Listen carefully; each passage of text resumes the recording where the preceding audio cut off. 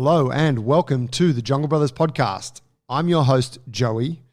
If you've listened to our show for any length of time, you're probably wondering where Tiora is. Now, it is the Jungle Brothers podcast, so obviously that's Paul, Tiora, and myself. T moved up north to northern New South Wales around 4 months ago. So since then, he hasn't been able to get back on the show. He's been trying to get the dust settled on relocating his family up there, on securing a new location for his gym, and just generally finding his feet in the area. But I wanted to let you know we will have him back on the show soon. Paul is obviously still around. He's not with me on today's episode, but he has been here for the most part. So I just wanted to give you that little bit of context.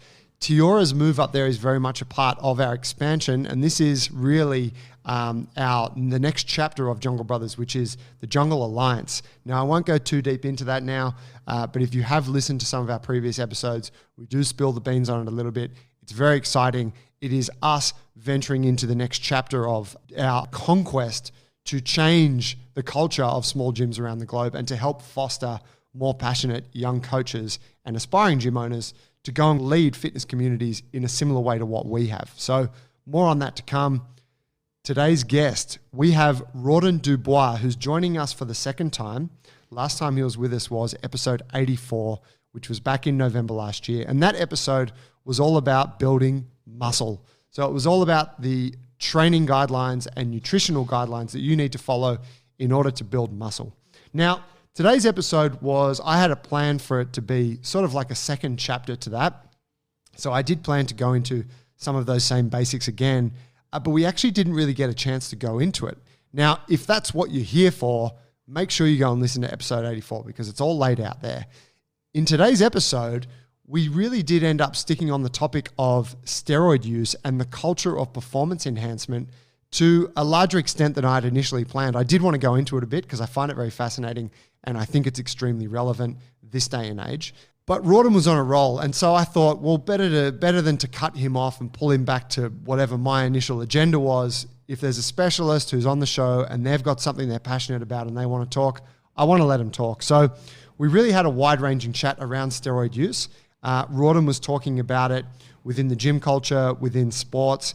And I think what's quite interesting is that he can offer a different perspective on steroids and performance enhancement, largely because he's had a lot of experience with it himself and also working with people who are using performance enhancement. Now, Rawdon is one of the top physique prep coaches in the country. So that means he helps bodybuilders and fitness athletes or physique competitors get ready to go up on stage and look the way they do. And performance enhancement is a huge part of that sport. Now, similarly, performance enhancement is a huge part of all sports, and it's also a part of gym culture, though it's something that most of us don't know much about, myself included.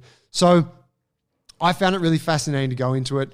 I think Rawdon has quite a unique perspective on it that would be different to what most of you would be thinking about such substances. He really makes the point, and I really want to push this home, that he is by no means an authority on any of these things. He is not recommending the use of any such substances. It's really just a conversation about it, and it's all his interpretation of what he's read, the doctors and the people he's spoken to, and his own personal experience. He is currently on TRT, which is testosterone replacement therapy, which is a medically administered use of testosterone. So, very interesting perspectives. I hope that you gain some clarity around this part, this kind of unique, interesting, and strange part of the gym culture. As always, if you do like the show, please help to support it. It helps us to get more awesome guests like Rawdon on. So share it with a friend if you do enjoy it. Pass it on to someone who you think might like it. If you need any help with your training, we're here to help. You can get in touch with us at junglebrothers.com. We have online classes going every day through Zoom, and we also have our online program for those people who perhaps don't like engaging with the Zoom thing as much. And of course, today we're drinking the coffee from Panavore, which is our sponsor, the cafe in Pagewood. They do amazing sandwiches and amazing coffee, so make sure you check them out. We're jumping into the chat. This is a rolling start, so we're picking up the chat. Rawdon is making a point about a study that he read, and so we'll take it from there. I hope you enjoy the show.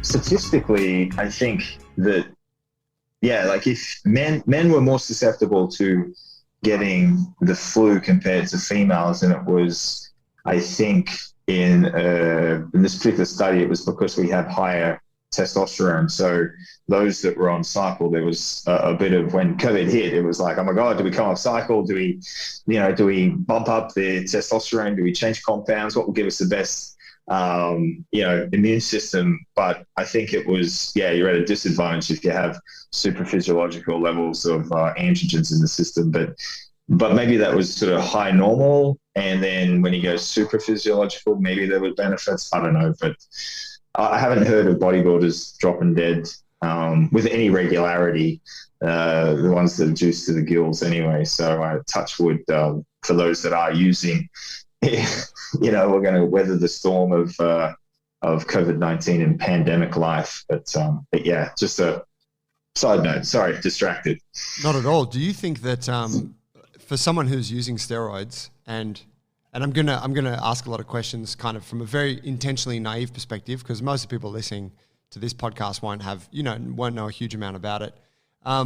Would someone who's using steroids or performance enhancement like that already have a little bit of a lowered sense of self-preservation because they're like, well, I'm going for glory right now and I'm not really too concerned about what's happening in the future? Or is that a bit of a myth that people who don't know much about steroids have in their mind? I don't know. Like, I don't think that those that are choosing to use enhancement are necessarily reckless and not aware of long-term health and longevity. However, I think that some thought needs to be given to long-term health and longevity if you are choosing to use performance-enhancing supplementation, be it anabolic steroids or, there's a slew of other compounds and ancillaries you can use that fall under performance-enhancing drugs. But, I think that doing some I dotting and T's crossing and just being aware that there's always a cost to pay. It doesn't matter what we do. Now we just need to weigh up whether the cost is worth the reward or the end goal that we're pursuing. And for someone that is, I think, for whatever reason, motivated to change their body composition to a point, and they have,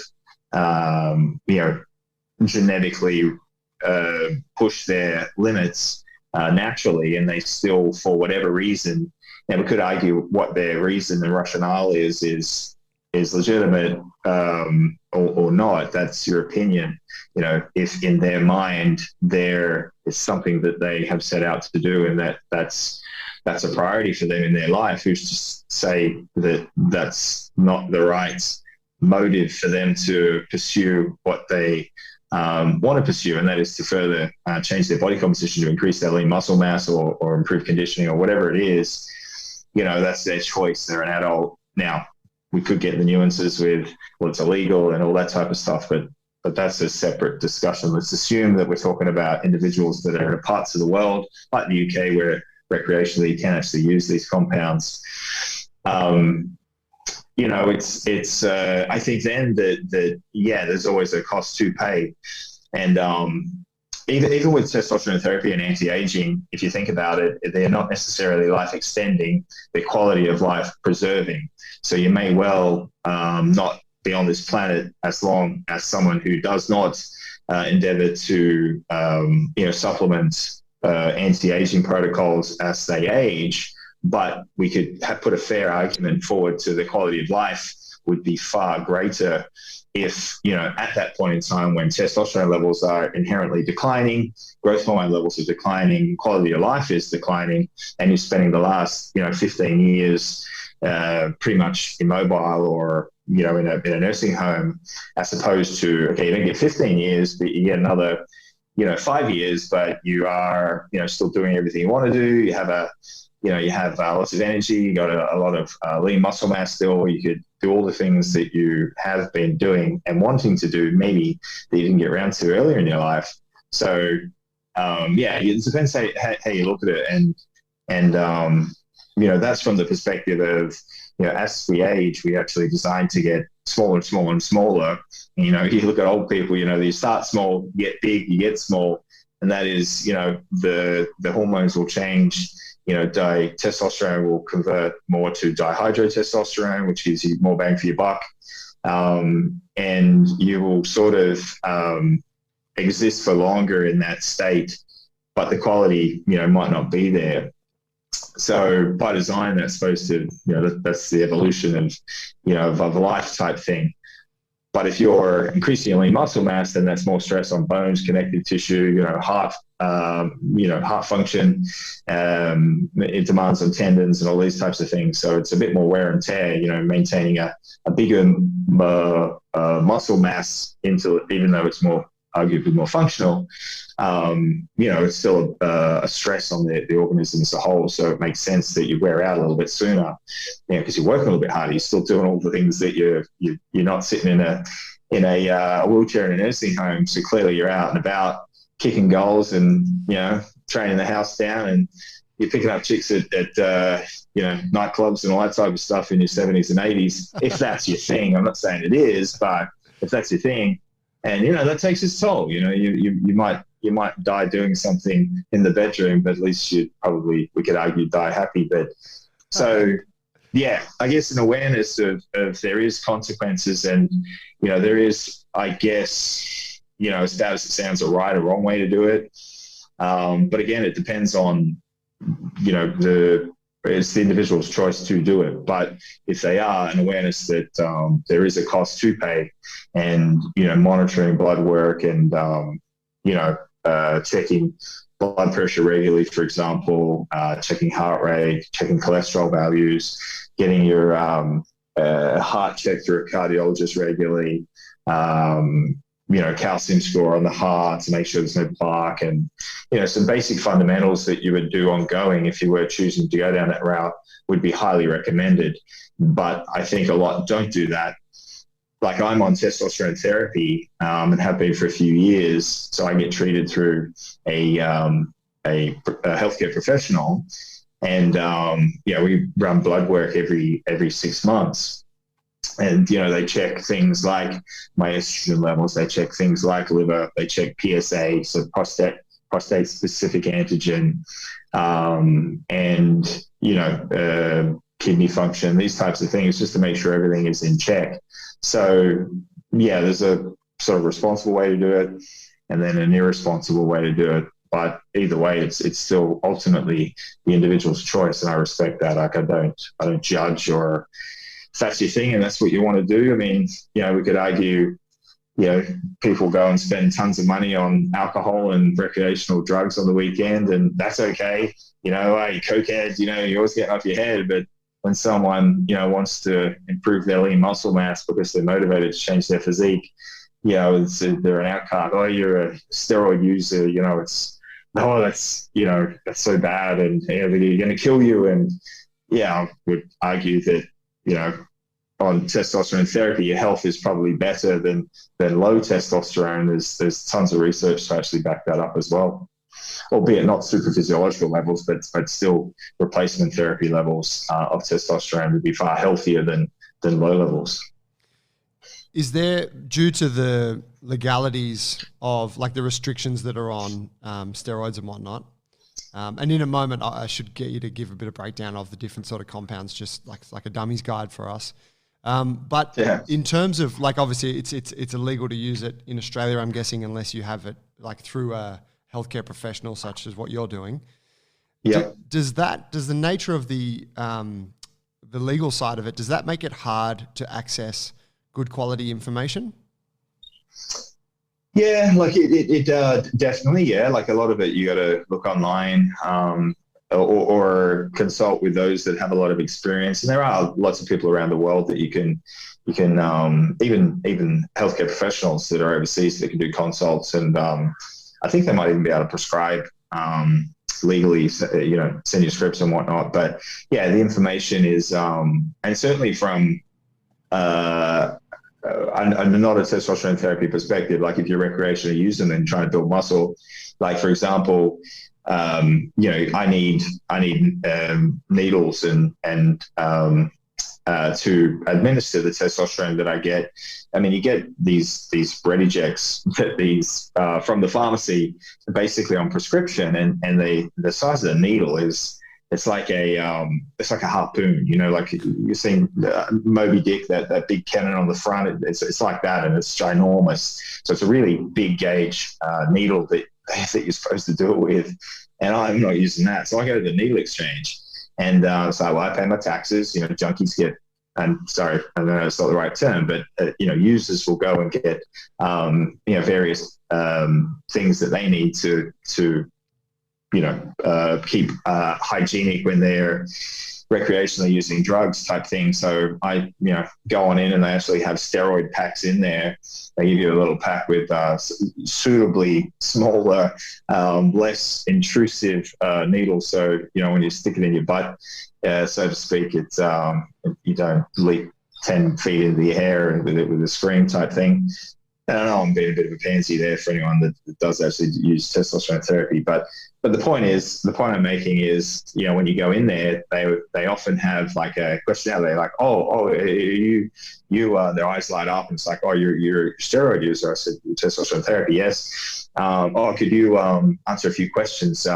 Here's a questionnaire. Can you log on here? And so they're always trying to get information so they can educate, I think, those that are less experienced and don't really know the rights protocols and just the basic hygiene of not sharing needles or reusing needles and just hygienically administering the compounds, even things that they're not. A lot of younger, less experienced users might not have the knowledge around. Although that said, most are pretty savvy, but still they seem to be always interested in learning about what steroid users are doing, I suppose. Not that I can give them a ton of information, because my situation is a testosterone therapy situation. However, I do liaise with various individuals that do use and have experience with athletes that are involved with taking those compounds, so I can sort of offer some of my what I've seen and heard type thing, my experiences.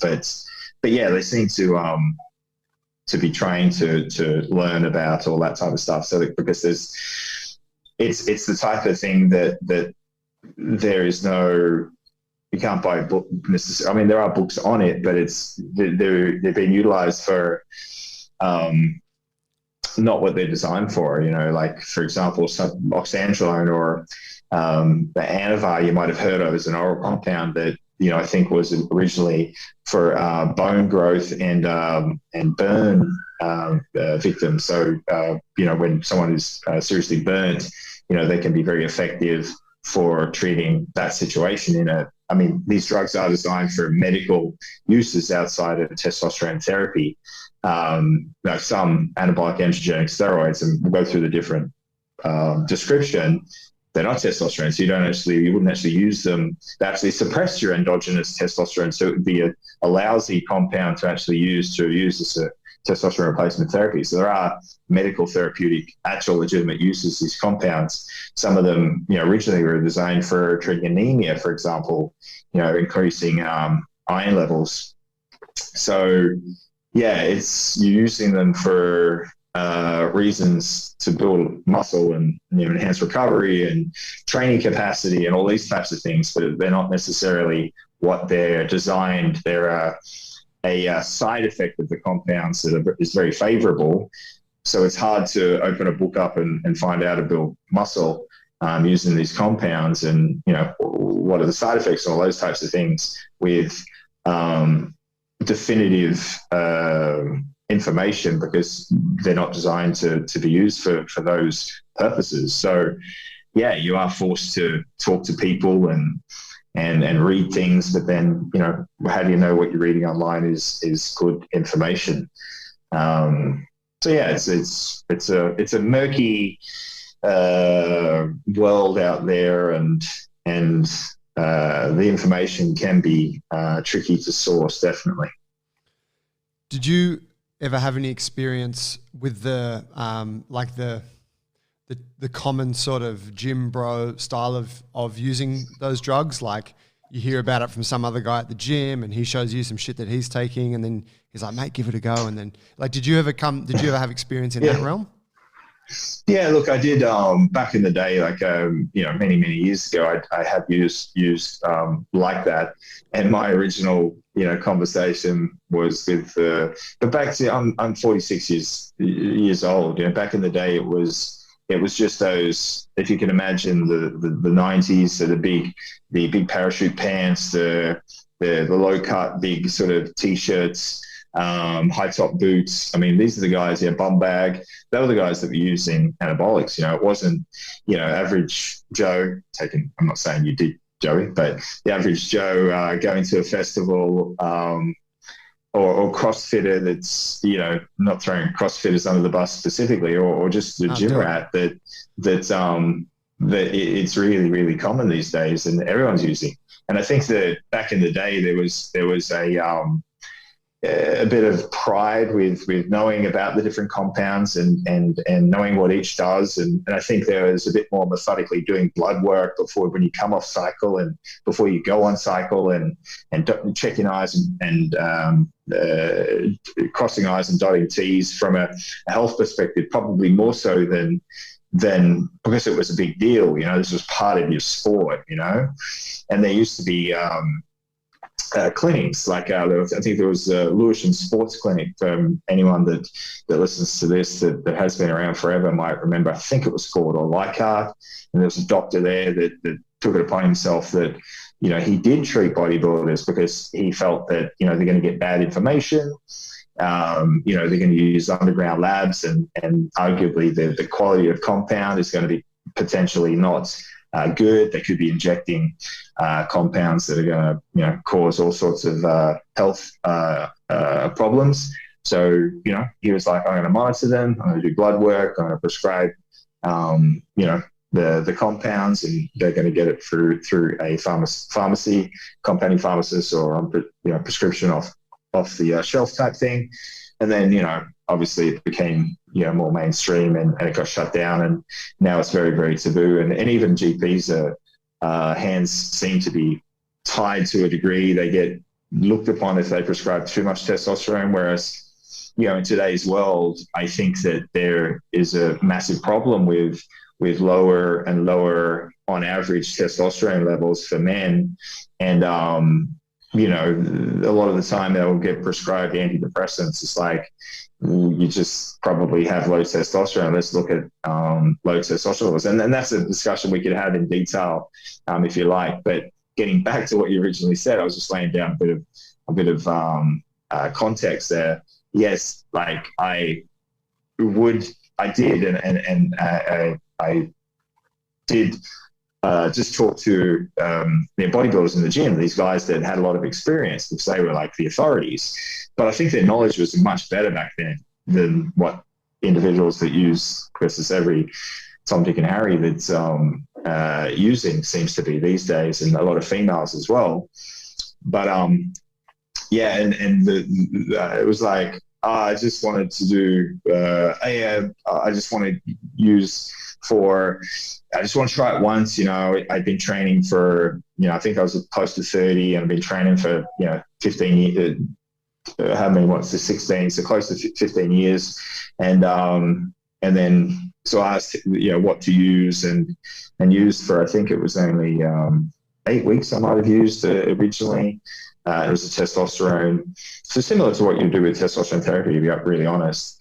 But, and then I did a few other little ones after that type thing, back in the day, at this point in time. And I said to him, it's like, I just want to do it once. He goes, look, I'll tell you what I know.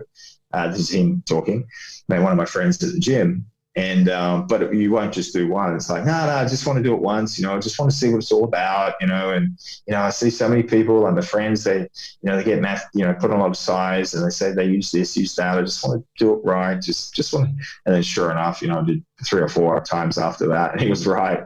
So it's, I just thought it was quite funny to say that he was right, and that's typically what I tell people when they say they're going to just do it once. Like, oh, okay, right.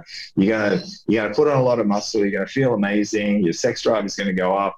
You're going to be training the house down, and hitting the nightclub, with tight shirts on, feeling $1 million, and then you're going to stop, lose your muscle mass, lose your libido, and then not feel like you're King Kong and a God's gift to women, a Greek Adonis, and you're going to be okay with that. And knowing that you could just do it again at a heartbeat, yeah, right, okay.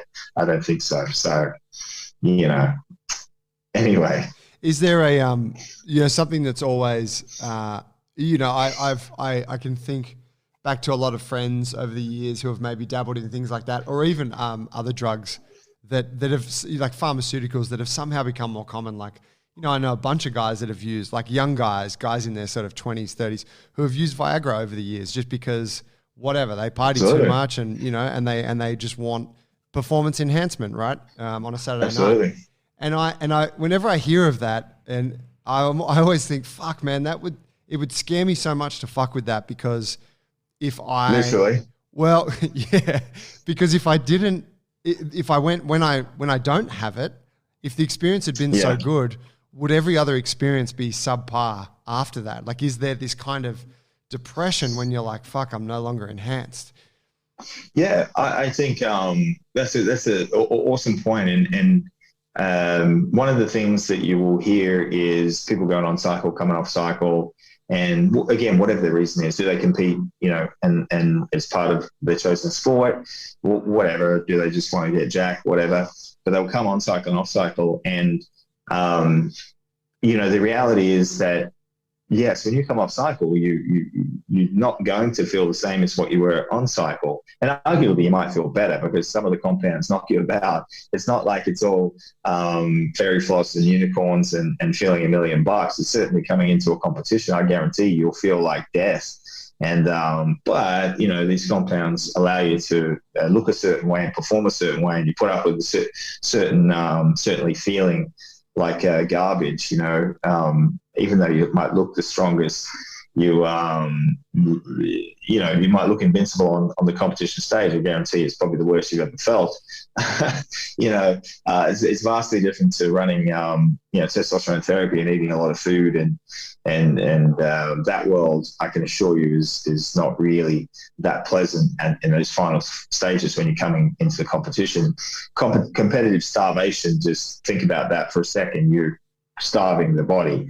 I mean, you can imagine the body's going to kick and moan and protest and try and get you to stop doing what you're doing, but you're going to continue to push. And using these compounds, these testosterone and anabolic androgen steroids and other performance enhancing drugs, you can get through the process and achieve what you want to achieve. But I can assure you, it's for most, it's not a very pleasant experience at the end.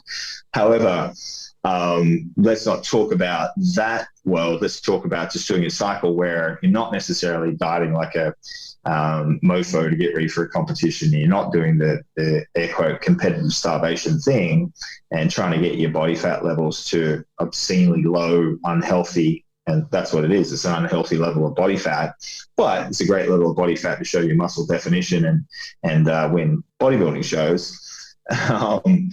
But if it's you're just on a cycle for whatever duration, then you come off cycle, then the reality is you're not going to feel the same. And I point that out to them. It's like, well, just be aware that this is part. It's almost like doing a competition. You're going to feel pretty garbage after doing a competition, but you achieved the goal, looked amazing. That was the goal that you set out to achieve. Often, and this is independent of using supplementation, performance enhancing supplementation or not, just dieting hard for a natural competition, it is unhealthy. You're going to have health issues to some degree after the competition for a duration. What that duration is depends on individual to individual, but to think that you're going to bounce out and be, a clean bill of health after, dieting for 16, 20 weeks, and again, to use that expression, competitively starved yourself, how in any way, shape, or form do you think that's going to be healthy for your body hormonally? It's not. There's going to be a price to pay. Much like I said, using anabolic androgenic steroids and testosterone, there's a price to pay. It's just where the price, the end goal is worth the price you're going to pay. For those that, again, want to compete, and again, whatever the reason is for them wanting to compete, I got asked this, why do I compete? And it's like, I honestly don't know. I just know that I like the challenge and I like to improve my physique on what I have been able to do previously, to see what the body's capable of, etc. I could sort of articulate things a certain way, but there's no deep down, this is why I compete.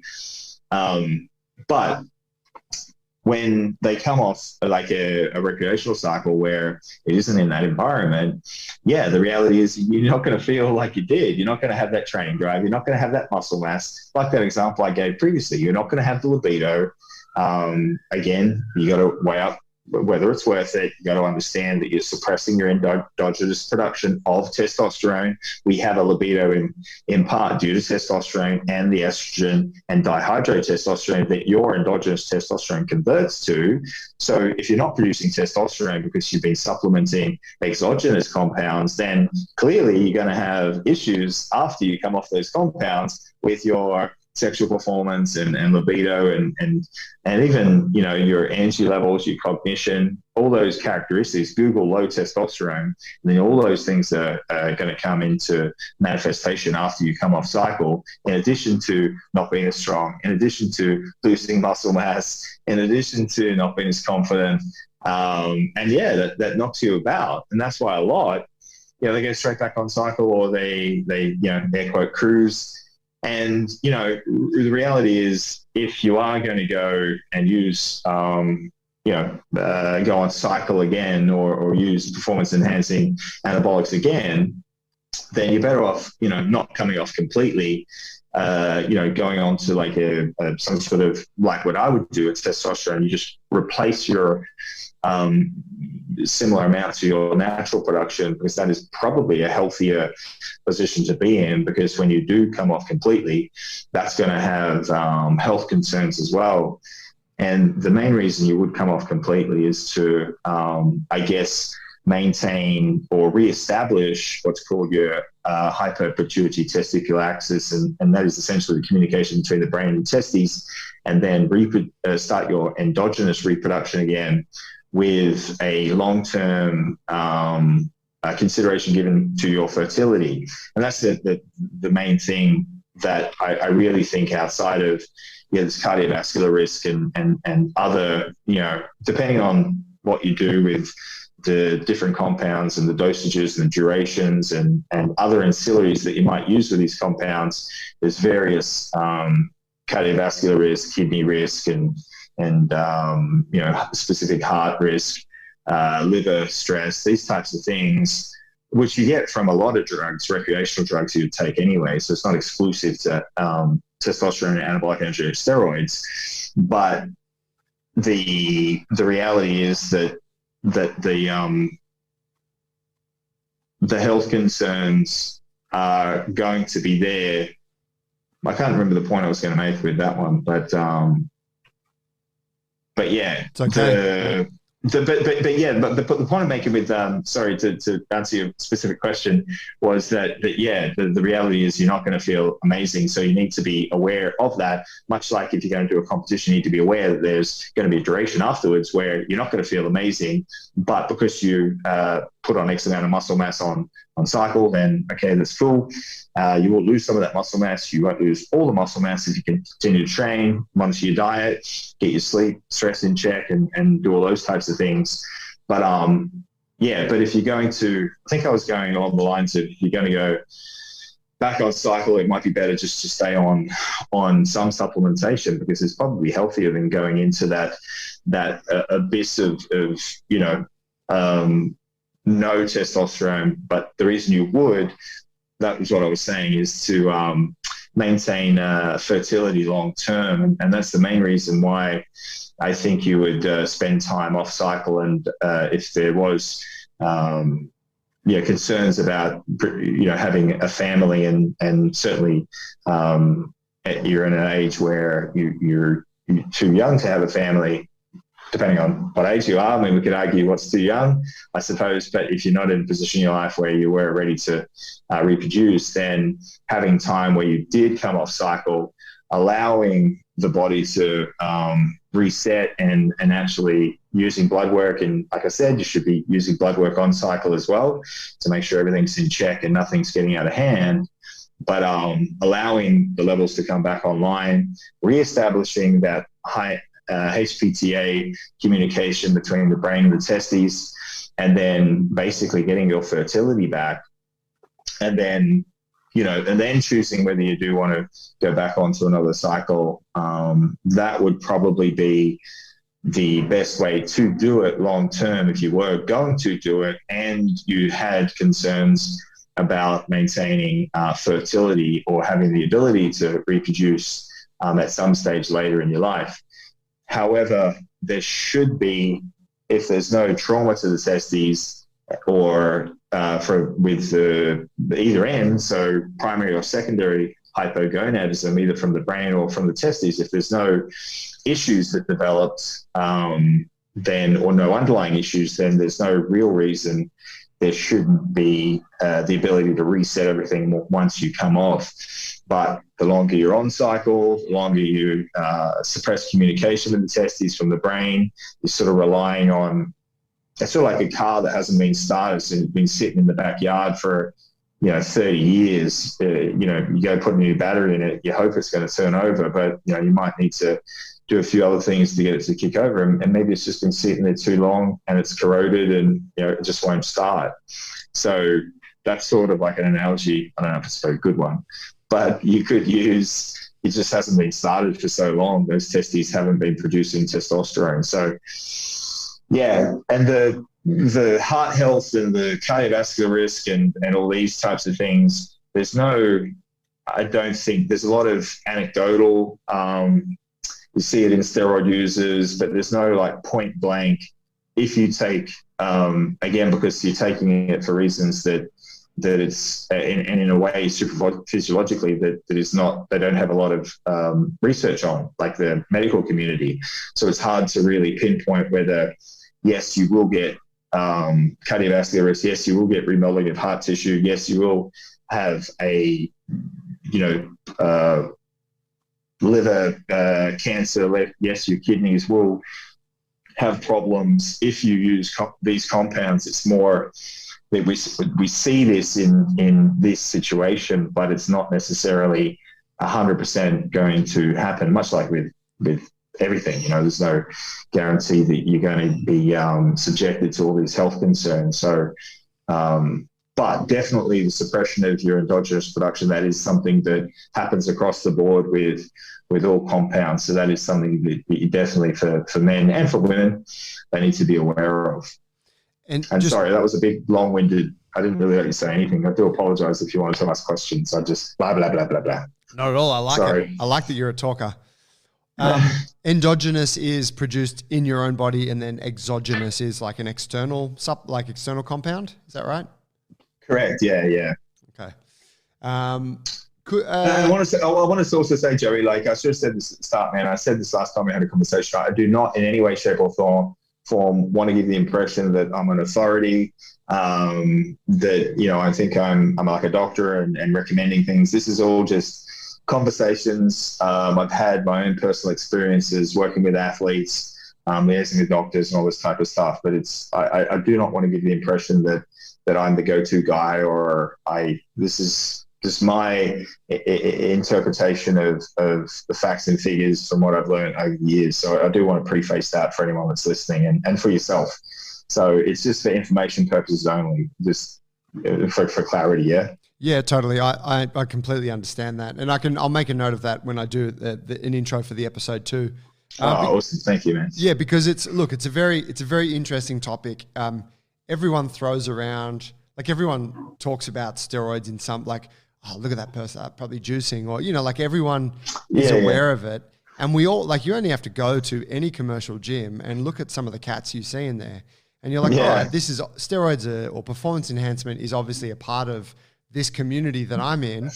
but Agreed. but we don't talk about it and we don't know about it. So I think, I really appreciate just having a conversation with you about it, as I'm sure other people will listen to it, because it just helps you know a little bit more. And for me, like I've never used anything like that, and I don't endeavor to. Like I don't get. Look, there's always the first time. Look, we'll talk off air. Yeah, that's right. We'll talk off air. Depends how much your discount codes get me off. But yeah. but you know what I mean. So it's also like talking about some of the benefits. It's not necessarily like you're selling it, because it's always like, well, it can do this, but then here's the drawback. So I feel like it's quite a balanced conversation in that regard. Yeah, man. And that's what I really try and reiterate. It's sort of, I do get point blank asked that, like, people will talk to me, hey, can we have a chat? And I'll say, well, I can tell you what I know and what experiences I've had. But yeah, is this a safe way to do it? Or is this a safe dosage? It's like, well,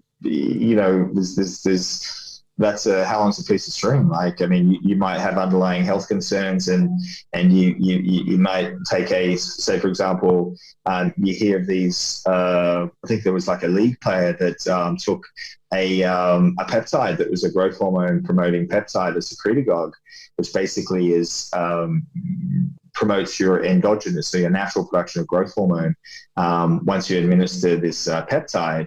And peptides were, they were still through clinics at this point in time, so it wasn't like it was a full band, although he was a professional athlete, so maybe it was for him.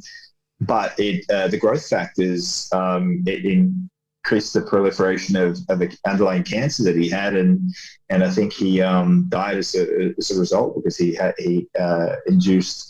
Now he was obviously going to have issues with his cancer regardless, but the compound just basically sped things up. And I think when I take a step back and I see health concerns that do develop, and then like with pro bodybuilders and individuals that are using these drugs with frequency and extended durations, I get the impression that if you have a look at society and everyone, there's a widespread cancer, there's widespread health concerns, there's hereditary health concerns, which is really something that you want to be mindful of if you are going to use the compounds. What's your history of, do you have a history of cholesterol issues? Well, anabolic androgenic steroids and testosterone can knock about your cholesterol values.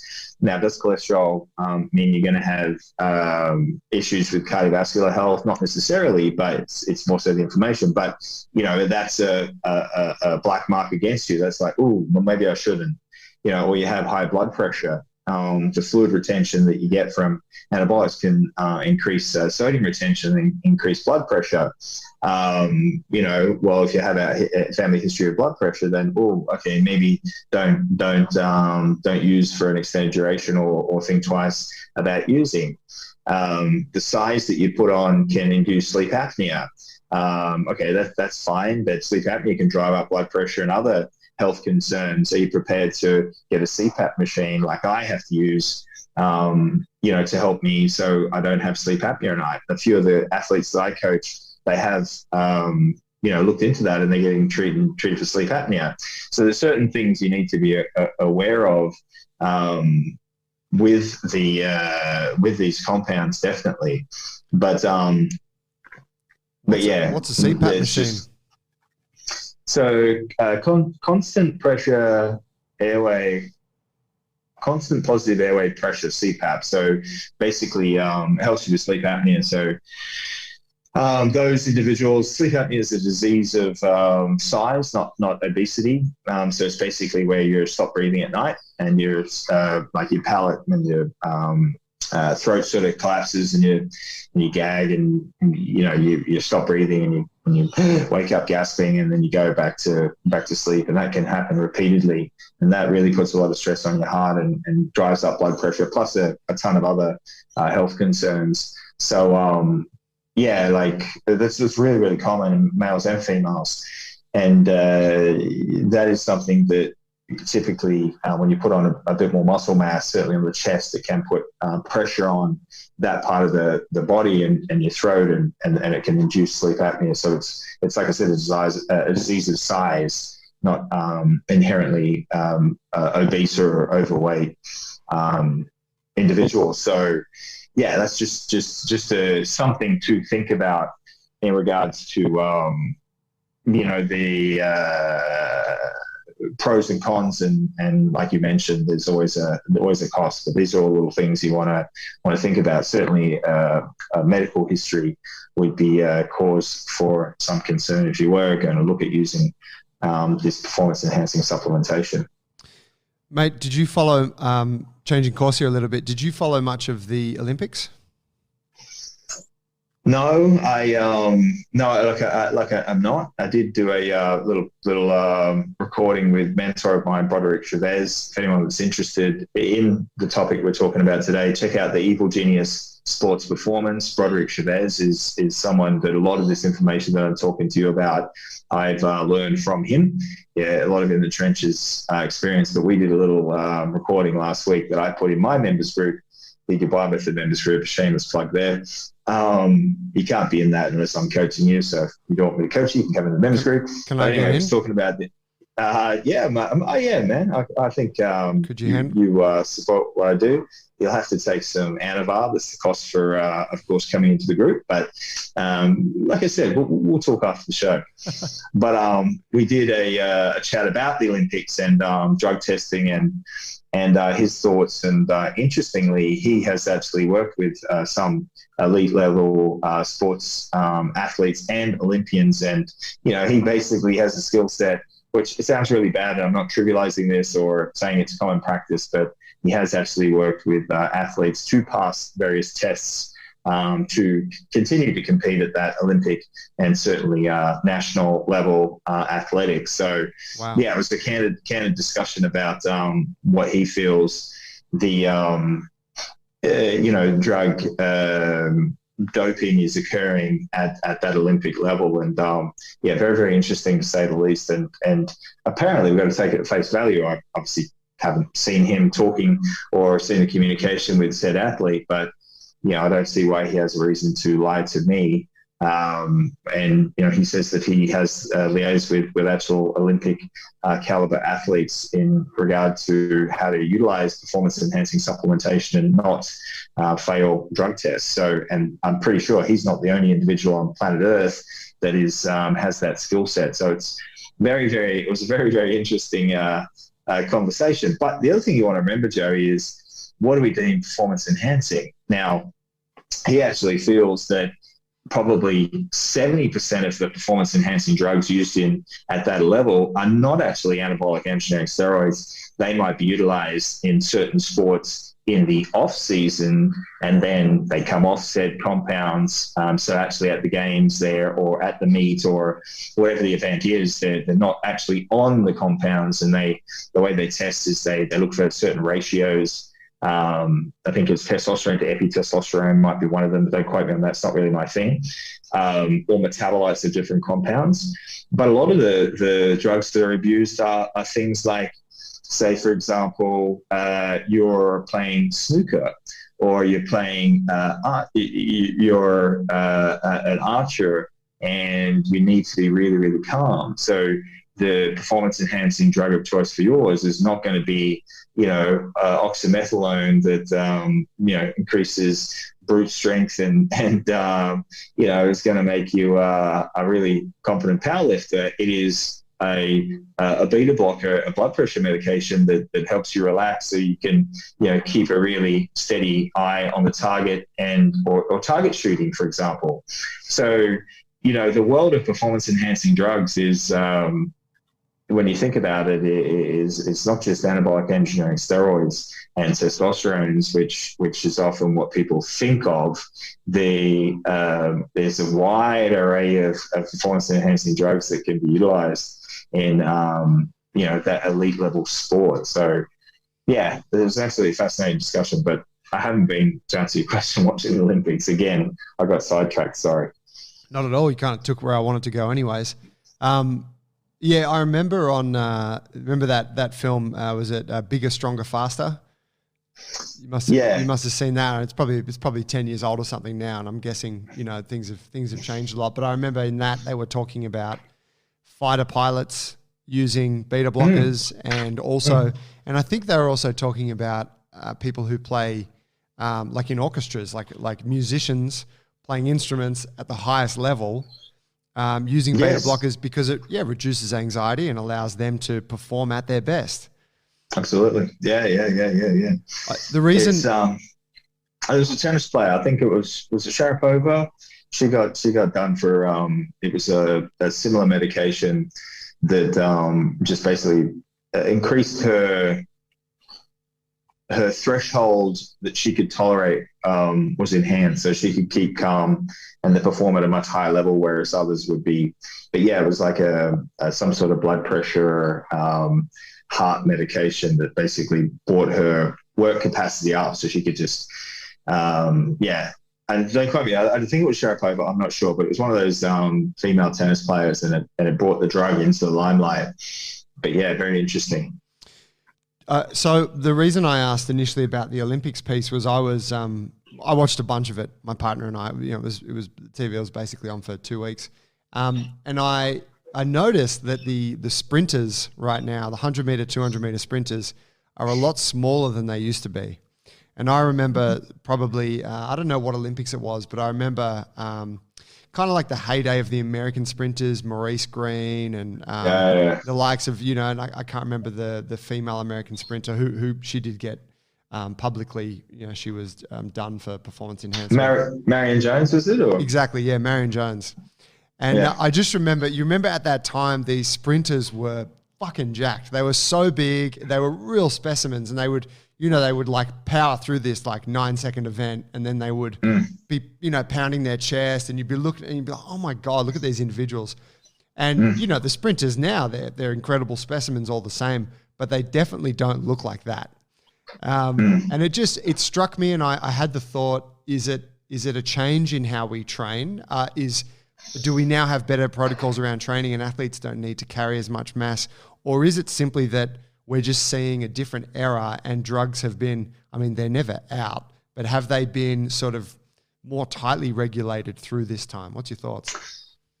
Yeah, it's interesting. One of the points that Broderick made is okay, so the drugs were banned back in, I don't know what Olympic Games it was, but up until then they weren't banned, and they were being utilized, and records were at a certain level. So in weightlifting and track and field and everything else, and then they're banned. And like Broderick pointed out, the trajectory of records continues to fall. Like, we continue to go faster and faster and jump higher and higher and throw further and further.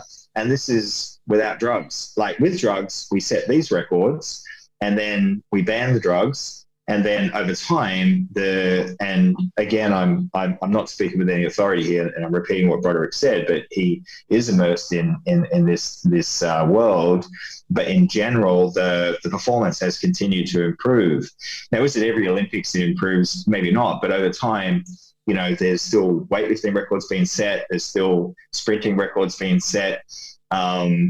Now, is there greater population and more people involved in the sport? Yeah, there are nuances and counterpoints we could argue in training. Yeah, okay, training's a little more comprehensive. Maybe the nutrition and supplementation outside of performance enhancing is better, and more emphasis on sleep and all these types of things compared to back in the day. But even so, it begs the question that how can all that still equate to notably improve performance from where, it was open, you can use as many drugs as you want, go for it. And they did, and they were very, very strong, and all the records were sort of set.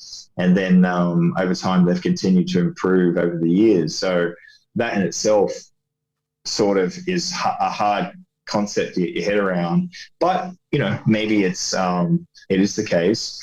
But I think that, and I don't want to sound like a conspiracy theorist or whatever, but I think maybe the drugs are,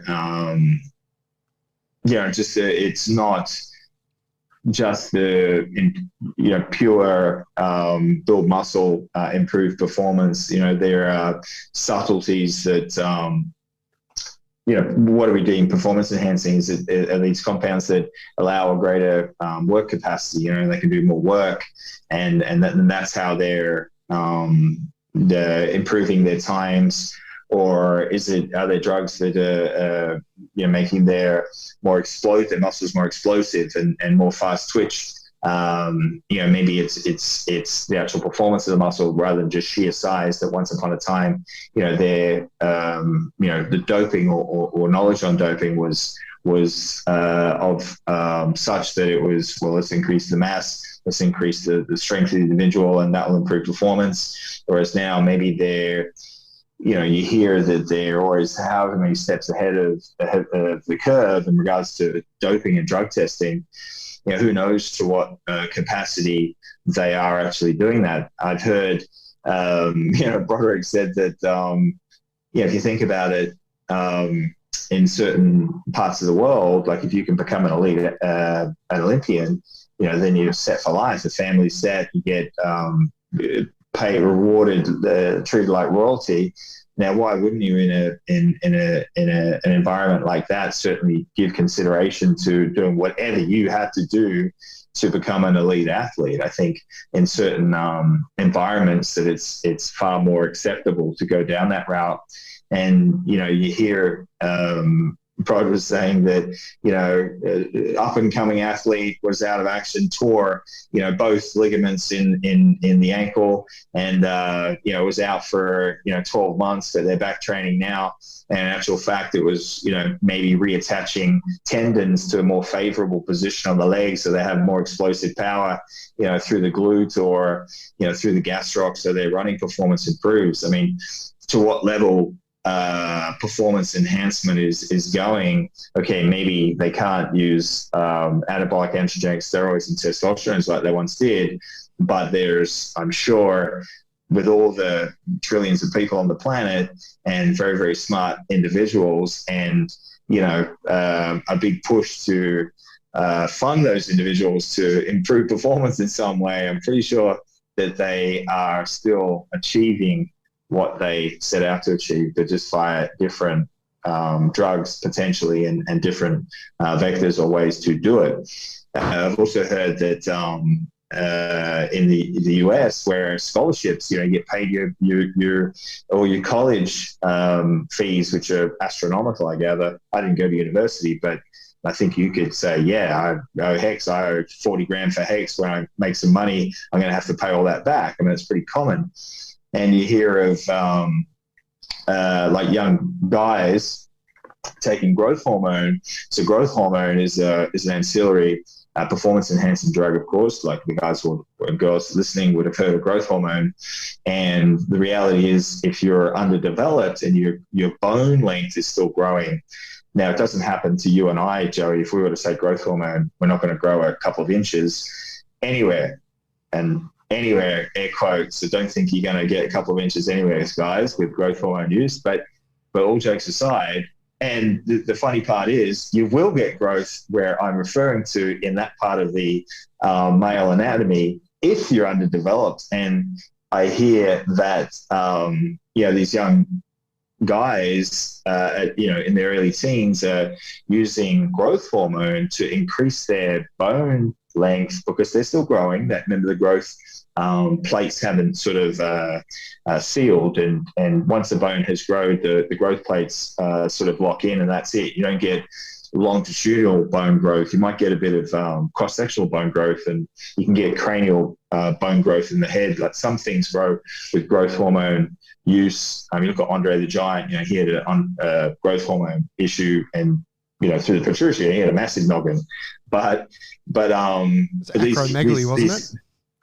Yeah, I think that's what it's called. But these kids are using it, and they're growing taller, so they can actually. Where I'm going with this, they can actually become more competitive basketballer or NFL front row, forward or whatever it's called. But they can actually, with performance enhancing supplementation at a really early age, get a lot of muscle mass. Or get a lot of size and growth, so they can actually become a competitive basketballer, and then they get their scholarship, college paid for and they get a scholarship and live happily ever after. And the other thing is the guys and I mean, not that you and I have to worry about this, Joey, but they actually increase their their endowment because that's still growing as well with the supplementation of growth hormone. So it's at the end of the day, it's a win-win-win. God damn it. They get taller, they become pro basketballer, they get a big schlong, and undoubtedly get lots of chicks when they're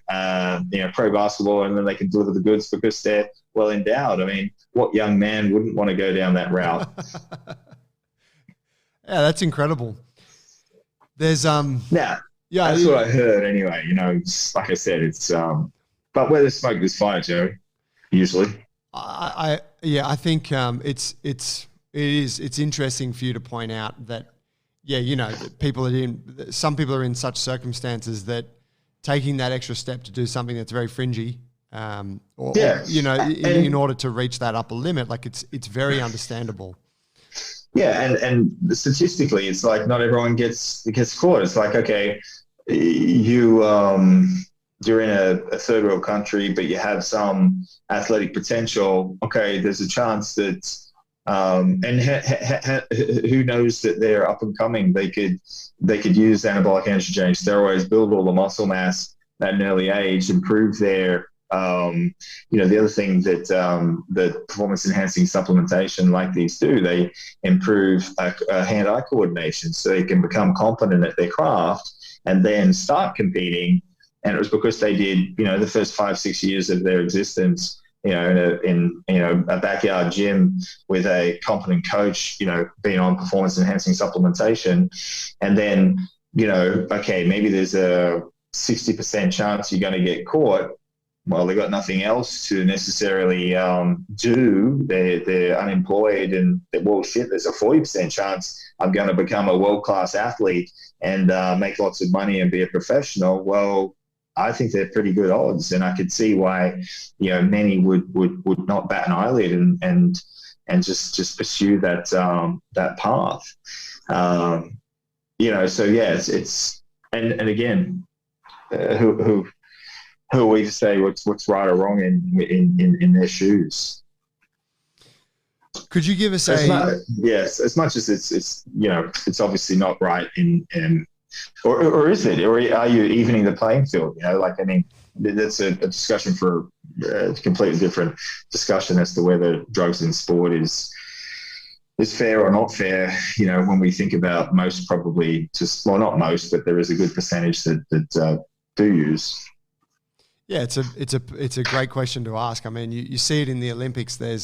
You see these different nations, and you see how some of the nations carry themselves, and you can tell. You look at like the American running team, and you're like, holy shit! Like you know that there's a huge machine behind that. There's great funding. There's huge college programs. There's I'm sure an abundance of high level coaches, and then you see smaller nations.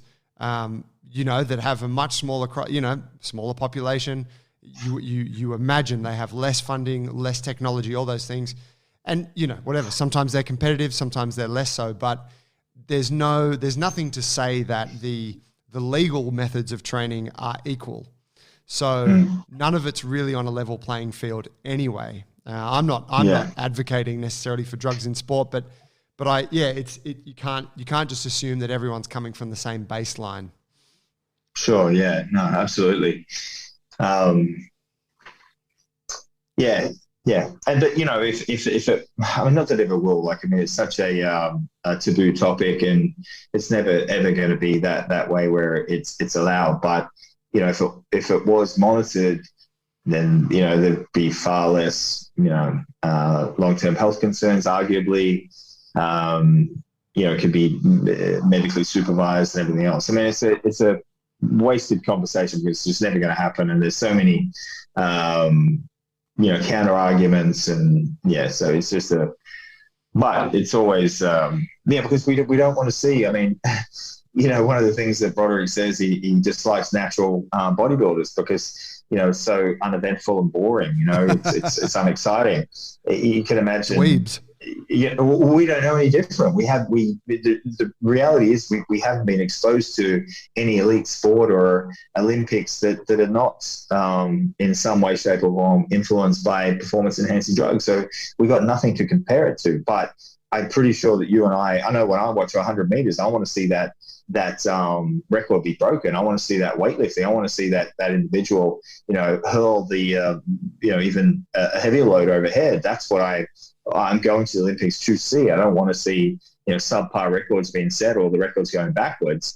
So you got to think also that it puts bums on seats, and how deep and wide does the turning a blind eye, if you like, or sort of, accepting, well, yeah, we'll test and we'll try and get a few of them, but at the same time, we don't want to get all of them because we want this to be a good Olympics, and we want, lots of records being set. I mean, you think about the money that's invested with, the rights to the TV and sponsors and everything else. I mean, there's astronomical money involved. And I gather, when you go back to the Seoul with Ben Johnson and him testing, failing a drug test, and you've heard afterwards that the whole field was actually tested positive, and he was sort of thrown under the bus because of one of the concerns was that the TV broadcast rights, that they would pull and lose so much money. So it was like, okay, well, we've got to throw someone under the bus, and it was Ben Johnson that took the rap for that one. But you can imagine that the chaos and anarchy that would have ensued if the whole lineup actually tested positive or failed the drug test. The financial loss involved. So now whether that was all. That is actually what happened, but that's what I heard as well. And that to me makes some sense, that there's so much money involved in elite sport that there's almost, there's a push for it not to be drug-free, because to a degree it's going to become pretty boring, comparatively speaking, compared to what we used to, I should say, in context. I do remember seeing a doco some years ago where they were talking about Ben Johnson and him testing positive, and then it was to do with the science that they were using at the present time. It's probably about 10 years ago or so, which was, obviously at the time it was the best science they had. And that was what uncovered the doping in Ben Johnson and who he was competing against. They decided to apply, because apparently they keep blood samples from, there's always duplicate samples that are kept in storage. So they started to apply that current best science to those older drug samples from previous Olympics. And they were talking to the guy that was one of the scientists on the team doing this. And he said, we got like 40 years back and we just decided to stop because everything that we were coming up with was like, we had tainted samples going back as far as we wanted to take it. So it's like, we had to draw a line somewhere. Which it makes you look at the whole thing through a slightly different lens when you hear something like that. Yeah, and it's such a touchy topic, and most people will go toe to toe. You tell your mom, it's they do not. What are you talking about? Don't be silly. And it's like, okay, all right, whatever. But I think it's one of those that just is what it is, and they're going to continue to test and develop better testing methods. And the drug cheats they're going to find ways to get around it and find different performance enhancing supplementation, and it's just the way of the world. But yeah, you just chase your tail around trying to unpack that topic and have some rational thought about it. Mate, I want to get into some talk about the natural side of things and what you've been doing. The cutting phase that you're on. How you doing? How you doing for time right now? Yeah, man, I can run through that, definitely. Okay. So yeah, what I before we went to air, I said that you said that I was looking tall, dark, and handsome. It's probably just my gold rimmed 70s porn glasses particularly like. I love those. Yeah, they are exceptional, man. Thank you. You look like a different person today. When you jumped on this, I'm like, holy shit! Like, you didn't look like the same Rawdon I spoke to back in, what was it, November? Yeah, no, I've got the skeletal face coming on quite nicely. Looking younger, shaved my head. But anyway, what I decided to do, like, for the guys that are listening who don't know me, I'm a physique prep coach, and I'm fortunate that I am working with some amazing athletes that are continuing to prep during lockdown for shows and professional photo shoots. And so, with gyms closing, obviously I'm a coach and PT as well. I've lost access to my training environment, but I wanted to still give myself a goal. I'm very goal driven. I've competed multiple times. So, that competitive starvation that I spoke about is something that's not foreign to me. I'm quite happy to put my body through pain and suffering. And so what I did is, in part, to really give me it's been a little while since I've done a fat loss specific phase, Joey, and pushed the body composition hard. And I think, like, with what I do and me having the ability to coach you with some authenticity and, can really relate to what you're going through, I think it's, to some degree, it's not essential, but it's very beneficial for the individual to having experienced such an environment.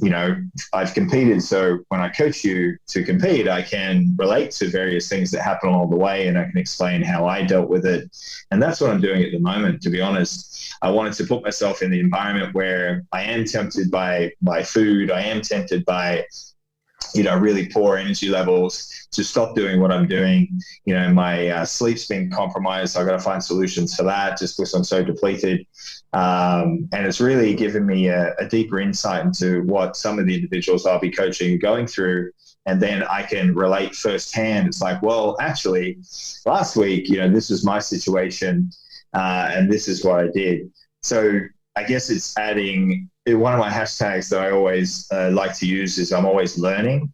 I learn from everyone, even all the athletes I coach. Sometimes they say, hey, why don't we do this? And I'm like, why don't we do that? Yeah, God damn it, that's a good point. And then I've restructured what I'm doing slightly and incorporate what they pointed out. So I learn from everyone. And that is what I decided to do. So what I've done is resign myself to the fact that I'm going to lose some muscle mass. That's okay. I'm on testosterone therapy, so that's going to maintain a little bit of muscle for me, more so than an individual that wasn't on testosterone therapy, because, without training, without a certain level of circulating androgens, you will atrophy to some degree. So because I have a high normal level of testosterone, that's going to maintain a certain amount of muscle mass independent of resistance training. And that's just the way it is, guys. So jump on board, talk to me after the show, talk to Joey. I'll give you my number and we can talk. But I'm joking, of course. So that being said, I was aware that I'd keep some muscle mass, but I'm quite okay with losing muscle mass. I've been training for 30 plus years. I know what to do to some degree in the gym, so I'll be able to put muscle on quite quickly when I go back into the gym, and I'll get all those newbie gains. And if anyone that has started training for the first time, you know what newbie gains are. You just grow like a weed through, just looking at a dumbbell. So I'm looking forward to that. So I'm okay with that. And I'm in a lockdown environment anyway, so it's not like I'm going out and about and I need to impress anyone. It's just basically me sitting at home on my laptop, coaching all the athletes I'm working with, recording content for my Facebook group, my members group, and so on and so forth. So I'm quite okay with not looking as jacked, if you will. That's what I normally do. But what I wanted to do was get my conditioning as freaky and as show quality as I possibly could for the duration of lockdown, which was kind of cool because lockdown was going to end I'd already been dieting anyway, Joey, and then lockdown occurred. It's like, okay, well, let's step it up a notch. And I play around with energy balance. But then now it's extended. So now I'm just getting leaner and leaner and leaner. And it's like, my God, it's going to go through another 6 weeks or so. It'll be like, I feel like I look like Mr. Burns at the moment. If you guys remember off The Simpsons, if there was any of those naked shots where he's frail and decrepit, that's what I feel and look like. I'm really, really fatigued and really, really weak. But again, I don't need a lot of energy to do what I do at the moment. But it's interesting. I am basically trying to show all the athletes I'm coaching that the changing body composition, and I'm not talking about muscle mass perspective here because that is part of changing body composition, of course, but just losing fat mass is completely doable with just the manipulation of energy balance. So energy balance is obviously, how many calories I need to sustain baseline and maintain a certain body composition. So for me to reduce body fat, I alter the energy balance either through input or output, so I can increase my activity. So my step activity, how much I move throughout the day, I can increase. Or I could do cardiovascular training, which is what I do. I bought a Stairmaster. So basically I'm on the Stairmaster for, I don't know how long I should say your toes will curl and say, what the F, are you serious? But basically it's titrated up. At the moment, I am at 3.5 hours a day on the Stairmaster. Oh. And I know, sorry, I didn't want to say that out loud, but 3.5 hours, I wasn't at that at the start, so it's increased in order to create a greater deficit of energy balance. Because remember, energy balance is input and output. So I can increase my output and decrease my input. So I eat less and move more. And like I said, it's an experiment. I want to see what I am capable of pushing my body to.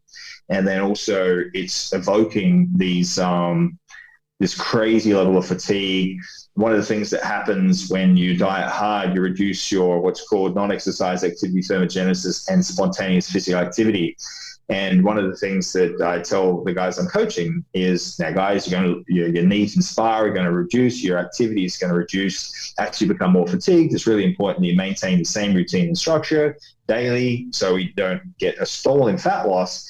Because basically, Joey, if you move less, you conserve energy, you take yourself potentially out of a negative energy balance and you don't lose fat. So that's probably the greatest cause of a stall in fat loss, is because you actually move less. So you can consciously move less. You just choose not to walk to the bus stop. You drive to work, or you use the escalator instead of the stairs. All these things are conscious decisions to use less energy, but then on a subconscious level, it can occur as well.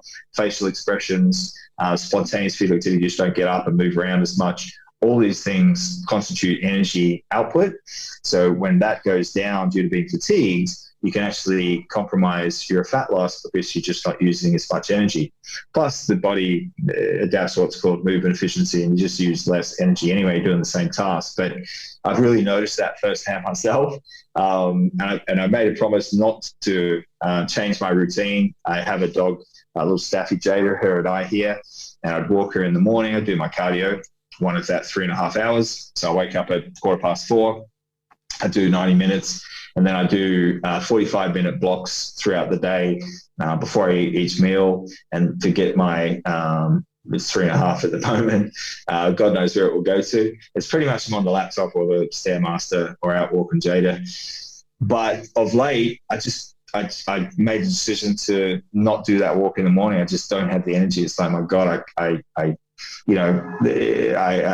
walking up gutters is hard. Like just stepping up a gutter, it's like, I'm going to, when the gutters, they've got the little curve where bikes can go up the gutter, I'll walk around a little bit so I don't actually have to take a bigger step to walk up the gutter. Going upstairs, I make sure I hold on the handrail and pull myself up. So it's not necessarily a healthy place to be. Like I am seriously starving myself and with ridiculous amount of output, but I'm curious to see where I can take my body to. And some days I feel really, really bad.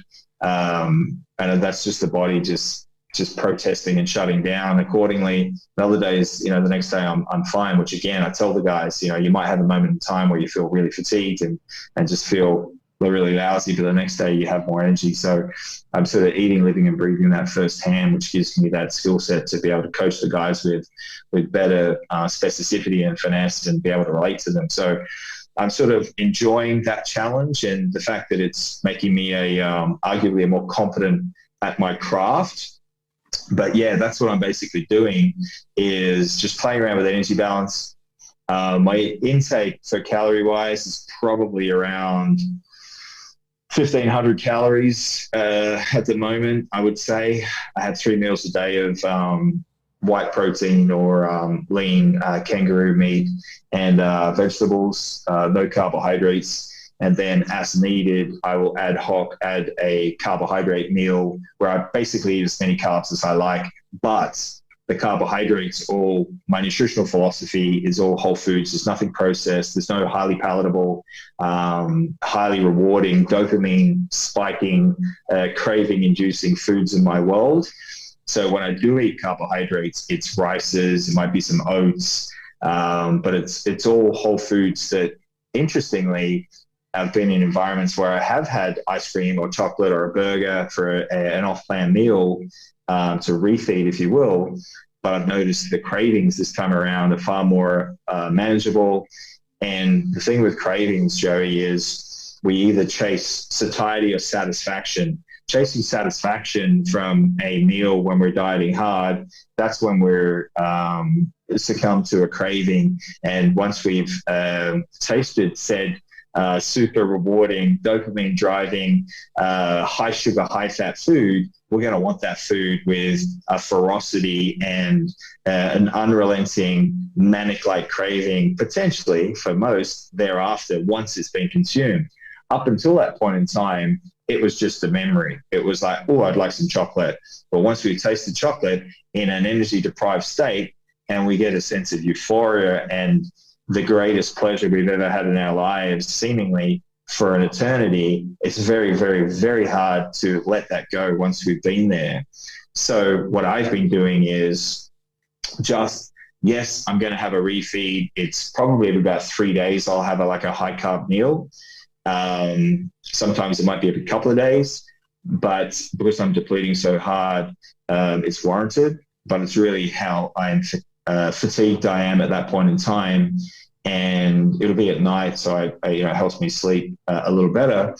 But it's all whole foods, so I don't come out of that world with any residual increase in cravings or manic-like behavior, thinking about my next chocolate hit or some sort of highly palatable food that wasn't part of my world. So I've cleared the house out of anything super tasty. If I want carbs, I've got to cook up some rice or some fruits out of the freezer. So yeah, I'm practicing what I preach, but for good reasons, so I can actually coach the guys far better. So for example, now I tell the guys, look, if you want to eat off plan, I don't recommend it, but if you do, stick to foods that are normally part of your world. That way we get a bit of a carb up. We don't, we get to see what you look like with some carbs in the tank. So from a competitive perspective, that makes sense. We get increased performance when we train. And there's no, or far less, lingering cravings and things because you're consuming foods that you normally have. You're chasing, like I said, instead of satisfaction, you're chasing satiety. You're just looking for energy because you're depleted. And that's sort of okay. Chasing satisfaction, that's where it's a slippery slope in a physique preparation. I'm not talking about, the average punter who might like a little bit more variety. And I'm not saying that everyone has issues with this, but a lot do. And Dr. Mike Israetel talks about it. He calls it a taste, palate, reward hypothesis, meaning if you taste it, you want it. If you don't taste it, you don't want it. And not wanting it is a far easier world of low-calorie intake to negotiate than living from cheat meal to cheat meal, which essentially is an eating disorder. And same can be said with, artificially sweetened, diet. So Cokes and these types of things, they're still keeping that sense of highly sweet, highly palatable foods in your world. So my nutritional philosophy with the guys is to keep it all relatively bland, fueling the machine, all whole foods, unprocessed, unrefined, and because the existence, although not as exciting, is far easier to navigate when we're at the pointy of the things when the input is really, really low and the output is really, really high. So yeah, that was a little bit about me rambling again. Sorry I didn't let you talk. But I had a modafinil this morning. If anyone knows what modafinil is, it's basically a nootropic that makes you go blah, blah, blah, blah, blah, blah, blah, blah, blah.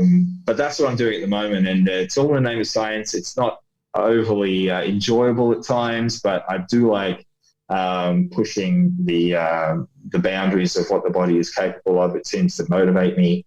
And like I said, it's seemingly improving my skill set as a coach. And that's what I am drawn to. I eat, live, and breathe physique preparation. It's what I really am fascinated by, and I want to be the best coach I possibly could be for any athlete that does work with me. So for me, it makes perfect sense to actually experience these things firsthand and actually put what I learn into practice, so I can, help the guys through the process and allow them to achieve their goals. What's your body weight at currently? Mate, I've come down, I was about 106. So when you saw me, I was probably 100E maybe. And now I'm not weighing myself, it's all visual. Scales are locked up at the gym. But I was, before I really started pushing things, I was around 90 odd. So I reckon I must be about 88. So yeah, I've lost about 17, 18 kilos from where I started. I started about 106 when I started dieting down. So 1,500 calories for you, that's like, just for folks who maybe don't have a gauge on that, that's an incredibly small amount of food. 3 meals. I have about 300 grams of chicken breast or lean kangaroo mince and kale and salad with some vinegar, salt, pepper, that type of stuff. And then, like I said, a little bit of fruit with after the third meal in the evening. So like low calories, strawberries. And then those carb up meals, not a full day, but carb up meals as required. But that's more when I just feel like I'm legitimately about to die. It's like, okay, I can't walk up the stairs to go to bed tonight. I probably should eat some carbohydrates and not die on the couch. So yeah, if you don't hear from me for a while, Joe, and your message for the next podcast, Mr. Burns took it a little too far, and there'd be some skeleton sitting in front of the LED with Netflix on in the background still, probably. Well, you went out guns blazing, man. That's the main thing. Well, shredded. I mean, that's the epitome of shredded skin and bone. A skeleton. You can't get more shredded than that. It's I guess, just to give listeners a bit of context, what Rawdon's referring to there is like the energy balance piece. That's quite simple. It's like how much energy is coming in through food, and then how much energy is going out through training and daily movement.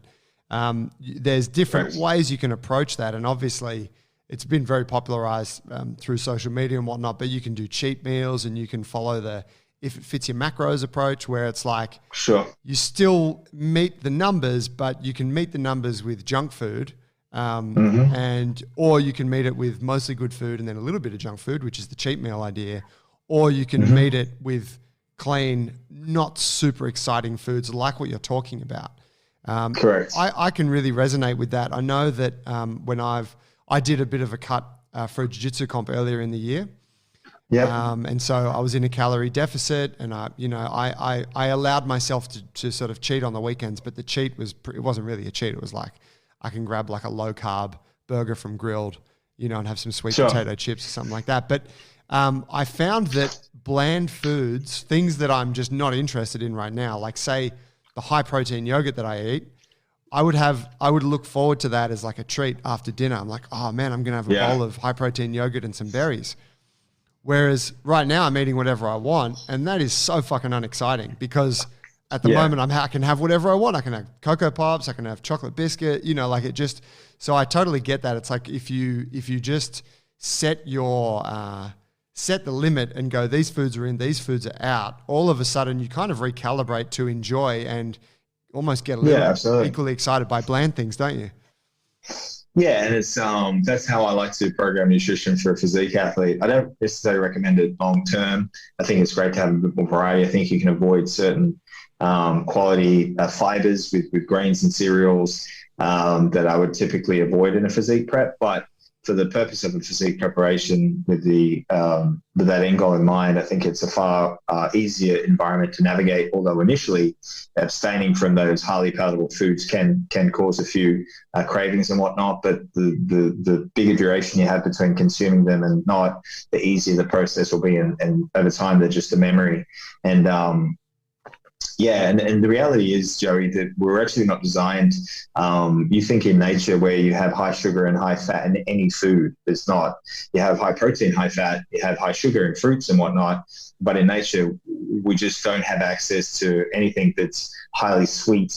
I mean, back in the day, maybe honey we could get to, but then that's not high fat. And these days, everything that's tasty is high fat and high sugar. So the body actually has a hard time dealing with that immense flavor and that stimulus, if you will. So it's people reaching for those types of foods when they're hungry is absolutely normal. It's what the body is hardwired to do. If you miss a meal and you're hungry, well, your body knows that foods that are high in fat, high in sugar have a lot of calories, and you need calories quick because you're starving, you haven't eaten. Great, go for the Mars bar. So it's actually, you're not doing anything wrong. You're actually doing what is hardwired into your DNA from an evolutionary standpoint. It's just that we're not actually, it's at our fingertips with Uber Eats and everywhere else. Every corner store has all these tasty high fat, high sugar foods that once upon a time we just didn't have access to. So it's it's a really interesting conversation, maybe for another time because we're out of time today, but we can certainly talk about all that stuff. It's very, very fascinating. That's for sure. Man, I love it. Look, let's wrap it there. I got a bunch of other questions for you, but let's do it again sometime. It'd be good to get together and talk more about some of those ins and outs of the gaining piece. Did you have anything you wanted to plug today, or tell people where they can join the member group? Well, you just let me coach you, and then if you want to do a physique prep for a professional photo shoot or a physique competition, or you want to get jacked and all that type of stuff, hit me up, the Dubois Method on Instagram or Facebook, or Rawdon Dubois on Facebook. Say you're going to buy me a coffee. Coffee is another great love of mine, and then I'll be your friend on social media. But I'm happy to talk shop at any point in time. Under the Bar podcast is a podcast I do with my partner in crime, Tommy Hewitt. You might find that interesting. You can just check out Under the Bar podcast. It's on iTunes and SoundCloud. We've done 100 plus episodes and lots of cool guests on there.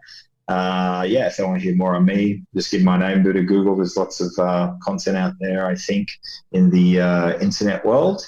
But no, I just really appreciate the opportunity to come on. As always, Joey, if anyone that puts up with me waffling on and talking shop, I'm humbled and grateful for the opportunity, man. It's I really enjoy talking about what I do, and to anyone that listens. So hopefully you got a little bit out of it, and I'd love to come back and talk. I think we were going to talk about hypertrophy, but whatever. So thanks for the opportunity. Really appreciate it. Mate, absolutely. It's always a pleasure to catch up. And I enjoyed, going with the chat wherever it went today. I actually find obviously find the steroid and performance enhancing piece very fascinating. Mate, all the best to you. You're at a good size now for me to wrestle you. So once this lockdown's over, if you want to come down, we can jump up on the mats. That would be great. Absolutely. You can teach me how to do some bicep curls. Mate, I got the strength of Mr. Burns. You would flog me anyway, because I know you are confident at your craft. But yeah, man, you'd be tying me up into like one of those pretzel things, and there'd be legs and arms and tangled up, and yeah, I'd just have to say help when you'd finished. Mate, thank you, and best of luck. I hope we can catch up face to face soon enough. Absolutely, man. Absolutely. And yeah, I hope everyone's chin up during lockdown. It's glass half full or half empty. And you can certainly use this time wisely and be productive in lots of aspects of your life. And one of the things that I do tell the guys that I'm involved with at the moment is to prioritize a little bit of downtime in the sun. We've had some absolutely amazing weather of late. And I guarantee 1,000%, if you go sit in the sun for 15 to 20 minutes and just switch off and not get too caught up in the lockdown pandemic world that's around us, and just enjoy that moment in time. You will have the headspace that will be able to handle anything thrown your way, COVID-19 or otherwise. It's the simple things in life you really start to appreciate in this world at this point in time. So highly recommend it. Yeah, that's a great piece of advice. Thank you, man. All right, talk to you soon. All right, my brother. And guys, thank you for listening. We got links to all of Rawdon's stuff in the show notes if you need any of that. And obviously you can get at us, junglebrothers.com, if you need any help. Thank you for listening. We'll catch you guys next time. Peace.